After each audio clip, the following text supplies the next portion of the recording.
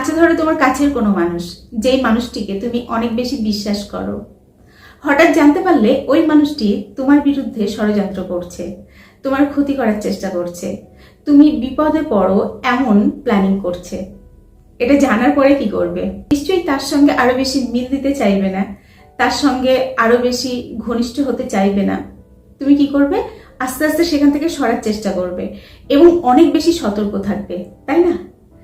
তো ভালোবাসার ক্ষেত্রেও না এই সতর্ক অবলম্বন করা খুব প্রয়োজন। তুমি কাউকে খুব বেশি ভালোবাসো, পাগলের মতো তাকে ভালোবাসো, কিন্তু ওই ভালোবাসার মানুষটির কাছ থেকে কিছু ইঙ্গিত বা কিছু সংকেত পাচ্ছ, যেই সংকেতগুলি আগে তুমি কখনো কিন্তু লক্ষ্য করনি, ইদানিং লক্ষ্য করছো।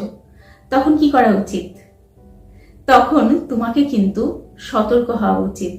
তো আজকে আমি তেমনই 4টে ইঙ্গিত দেব, যেই ইঙ্গিতগুলির মাধ্যমে তুমি বুঝতে পারবে তুমি যাকে এত বেশি বিশ্বাস করছো, এত বেশি ভালোবাসছো, সেই মানুষটি আসলে তোমাকে ছেড়ে চলে যেতে চাইছে, তোমার সঙ্গে সে থাকতে চাইছে না বা সম্পর্ক রাখতে চাইছে না। তো খুব কমন 4টে ইঙ্গিত। এই 4টে ইঙ্গিত কিন্তু প্রায় মানুষ যখন ছেড়ে চলে যায় তখন দিয়ে থাকে, বলতে পারো 95% মানুষ এই ইঙ্গিত দেয়। প্রথম কমন যে ইঙ্গিত তোমরা লক্ষ্য করো, তোমরা কিন্তু পরবর্তীতে বুঝতে পারো ওই সময় এত বেশি মাথা গরম করে ফেলো যে তোমাদের মাথাতে আসেই না যে এই কাজটি ও ইচ্ছাকৃত করছে। তো প্রথম যে কাজটি করে, ফোন করা কমাতে থাকে। যেই মানুষটি সম্পর্কের প্রথমে চাইতো সবসময় তোমার সঙ্গে কথা বলতে, ওই মানুষটি অনেক কম কথা বলতে শুরু করেছে। দ্বিতীয় কমন যে কাজটি করে, সে কিন্তু ইচ্ছাকৃত একটা ছোট্ট বিষয় নিয়েই একটা বড় আকার ধারণ করাই। সে চাই তোমার সঙ্গে ঝামেলা করতে, তোমার সঙ্গে ঝগড়া করতে। এটা কেন করবে বলো তো?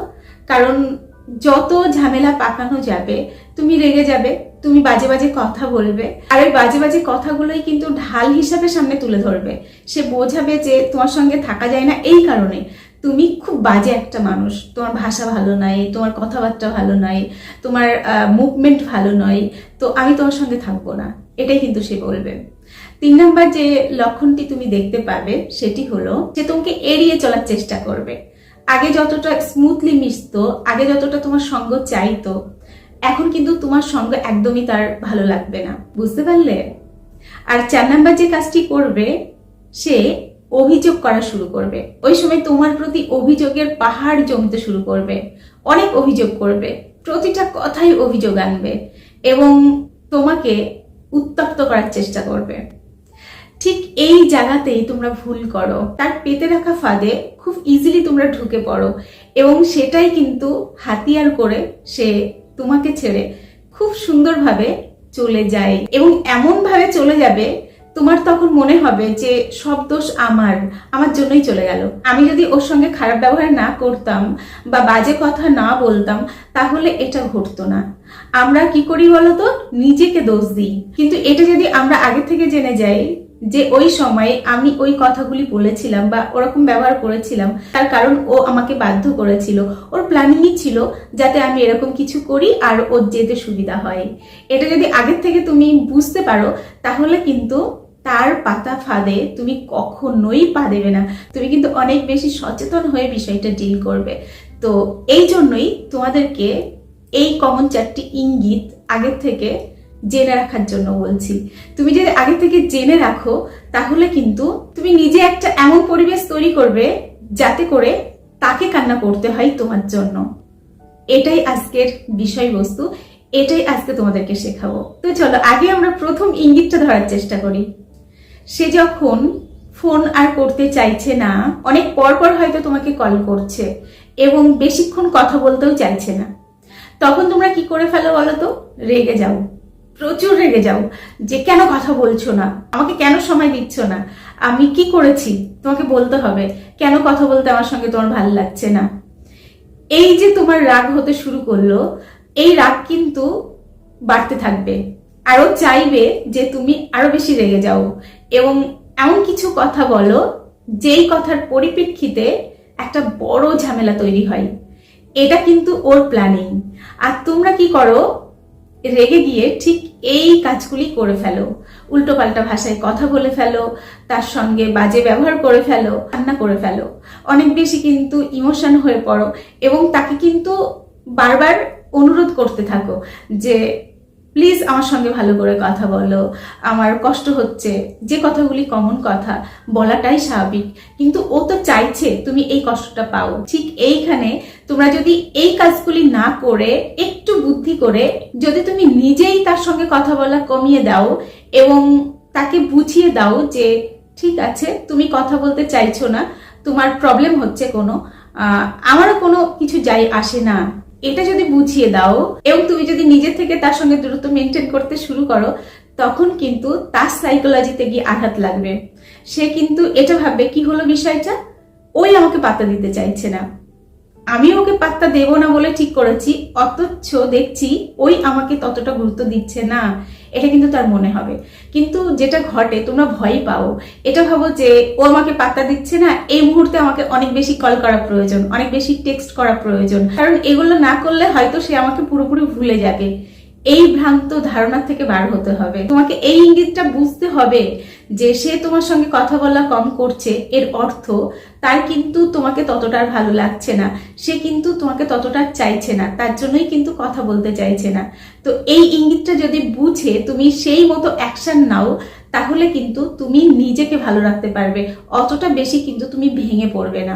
দেখো এইখানে আরো একটা বিষয় তোমাদের মনে করিয়ে দিই, তোমরা কি করো, ওই যে বললাম যে তোমরা ভয় পাও, তুমি যদি না বেশি করে ফোন করো তাহলে সে হয়তো চলে যাবে, কিন্তু এই ভয় পাওয়াটা ভ্রান্ত।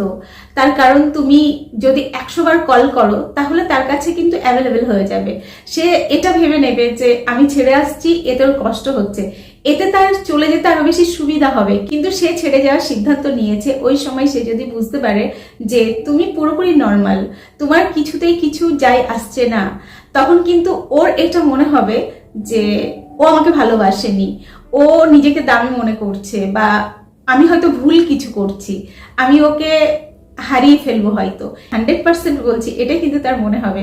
তো তোমাকে বুদ্ধি করে এই সময় পাগলের মতো বারবার ফোন না করে, বারবার তাকে অনুরোধ না করে নিজেকে শান্ত রাখতে হবে। তোমাকে আরো বেশি কাজের মধ্যে ঢুকে যেতে হবে, নিজের কাজে ডুবে যেতে হবে। এটাতে একটা সুবিধা হবে, ও তোমাকে এড়িয়ে যেতে চাইছিল, কিন্তু ও যখন দেখবে তুমি কাজে খুব ব্যস্ত, তুমি কথা বলতে চাইছো না, তখন কিন্তু ও এড়িয়ে আর যাবে না, তোমাকে কিন্তু বেশি বেশি করে ফোন করবে।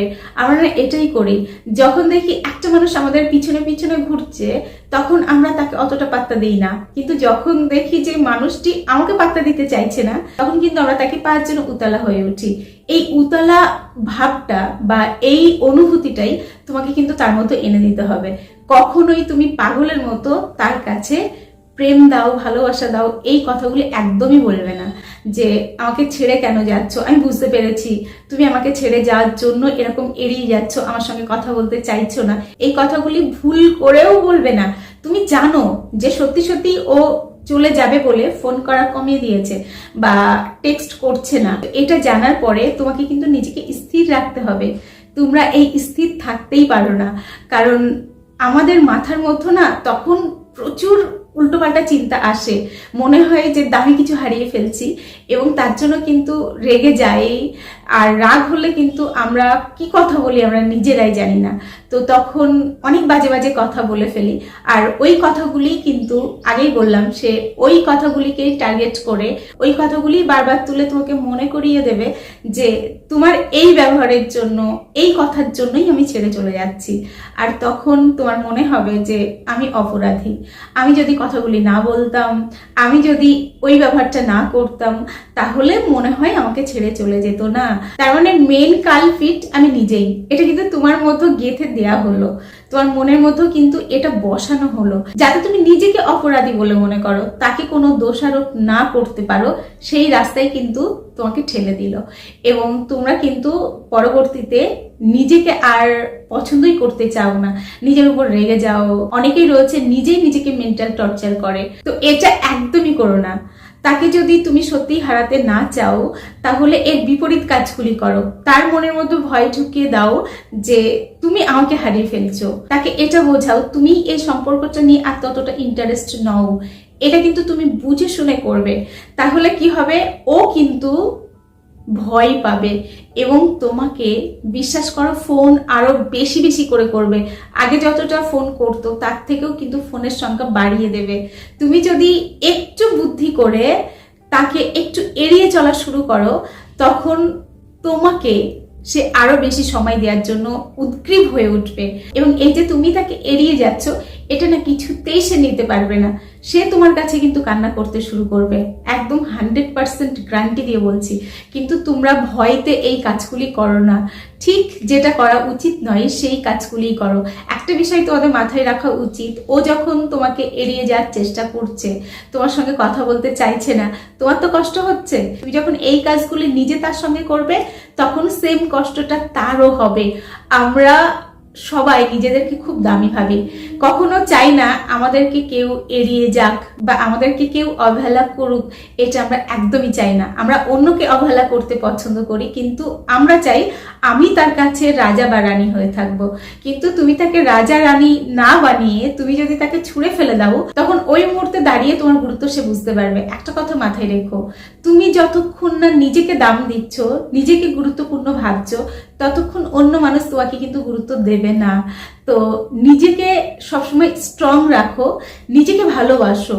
তুমি তোমাকে যদি ভালোবাসতে শিখে যাও না, তখন দেখবে প্রতিটি মানুষ তোমাকে সম্মান দিতে বাধ্য হচ্ছে।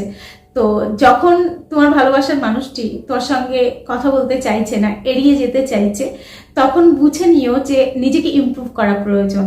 যেটা আমি বারবার তোমাদেরকে বোঝানোর চেষ্টা করি, মাথার মধ্যে ঢোকানোর চেষ্টা করি, যে নিজেকে ইমপ্রুভ যতক্ষণ না করছো, ততক্ষণ তুমি তার কাছে গুরুত্ব পাবে না। তো পরিশেষে এটাই বলবো, এমনভাবে নিজেকে তৈরি করো, এমনভাবে রাখো যাতে ওই মানুষটি তোমাকে গুরুত্ব দিতে বাধ্য হয়, তোমার পিছনে পিছনে ঘুরে একটুখানি কথা বলার জন্য। এটা আমরা চাইলেই করতে পারি। তার জন্য কিন্তু সেলফ লাভ প্রয়োজন, সেলফ কনফিডেন্স থাকা প্রয়োজন, তারপরেই কিন্তু এটা সম্ভব। তো চলো, আজকের ভিডিও এখানে শেষ করছি। এতক্ষণ আমি তোমাদের সঙ্গে কথা বলছিলাম, তোমাদের রোজিনা বানাচ্ছি, আর তোমাদের সঙ্গে দেখা হচ্ছে নেক্সট ভিডিওতে। ততক্ষণ সকলে ভালো থেকো, সুস্থ থেকো।